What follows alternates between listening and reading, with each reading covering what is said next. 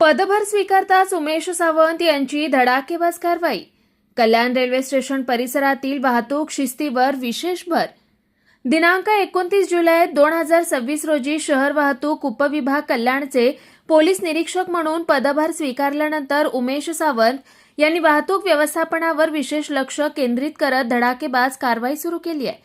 त्याच अनुषंगाने आज कल्याण रेल्वे स्टेशन परिसर, दीपक हॉटेल व महालक्ष्मी हॉटेल परिसरात माननीय उपप्रादेशिक परिवहन अधिकारी यांच्या समवेत संयुक्त विशेष मोहीम राबवण्यात आली. वाहतूक नियमांचं उल्लंघन करणाऱ्या वाहन चालकांवर कायदेशीर कारवाई करण्यात आली. तसेच वाहतूक सुरळीत ठेवण्यासाठी आवश्यक उपाययोजना राबवून परिसरातील वाहतूक नियंत्रणात आणण्यात आली.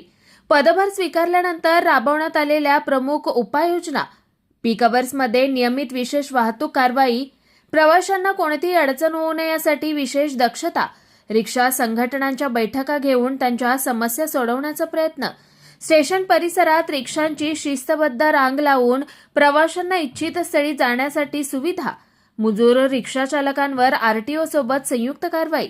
वाहतूक पोलिसांनी वाहतूक नियमांसोबत नागरिकांना तत्पर मदत करण्याच्या सूचना. अतिक्रमण पथकाच्या मदतीने फेरीवाले व फुटपाथवरील अतिक्रमणाविरोधात कारवाई. कल्याण रेल्वे स्टेशन परिसर वाहतूक कोंडीमुक्त करण्यावर विशेष भर. सहाय्यक पोलीस आयुक्त श्री किरण बालवडकर यांचा प्रत्येक कारवाईत प्रत्यक्ष सहभाग.